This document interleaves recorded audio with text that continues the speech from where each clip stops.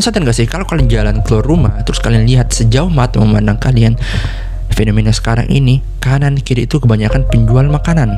Sebelah kanan penjual seblak, sebelah kiri ada penjual boba, terus maju dikit ada penjual gorengan, mundur dikit ada penjual kopi susu. Nah, terus pejabat kita sering bilang kalau ekonomi kita itu tangguh, UMKM adalah tulang punggung ekonomi Indonesia. Tapi gue bilangnya it's a threat. Ini bukan tanda ekonomi kita sehat. Ini adalah tanda sebuah negara itu lagi mengalami prematur deindustrialization. Kita lagi berubah jadi negara food court atau penjual makanan. Dan kalau kita nggak sadar sekarang, masa depan kita itu cuma bakalan berputar di antara wajan dan blender. Gue Andoki, dan hari ini gue bakal bongkar kenapa negara food court adalah jebakan paling berbahaya bagi negara kita. Lo harus lihat data ini. Tahun 2001, sektor manufaktur atau pabrik kita itu menyumbang sekitar 26% ke ekonomi kita. Itu masa kejayaan kita. Tapi pada tahun 2024 angkanya drop ke 18%. Nah, secara teori ekonomi negara maju itu punya jalurnya yang jelas, atau gue sebutnya ada fasenya. Yang pertama yaitu fase pertanian, yang kedua fase industri atau pabrik, dan yang ketiga atau yang terakhir itu fase teknologi, finance atau jasa. Tapi Indonesia kita kayak lagi lari terus, tiba-tiba kakinya patah di tengah jalan. Kita belum menjadi negara industri yang kuat, tapi pabrik-pabrik kita udah pada tutup atau udah pindah ke Vietnam. Artinya kita melewati fase yang kedua dan langsung loncat ke fase yang ketiga yaitu jasa. Kenapa ini berbahaya? Gue bilang karena pabrik itu sektor padat karya.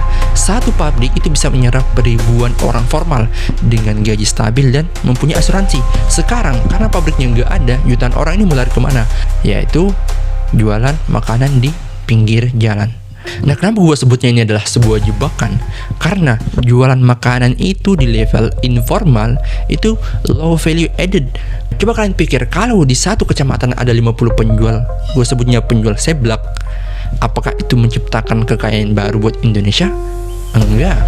Contohnya saja, kalau si A itu beli dari si B, dan si B juga itu beli dari si C, dan si C beli dari si D, nah itu uangnya muter aja di situ aja. Beda kalau kita punya pabrik, contohnya pabrik microchip atau pabrik mobil listrik.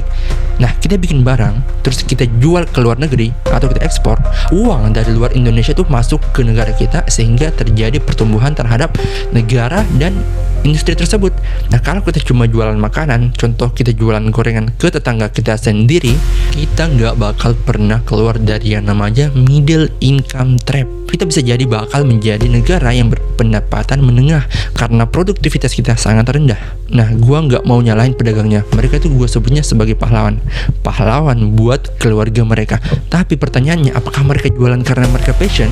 Sebagian mungkin menjawab iya, tapi mayoritas mereka itu terpaksa. Karena kenapa? Loker atau lowongan kerja sekarang itu syaratnya udah nggak masuk akal.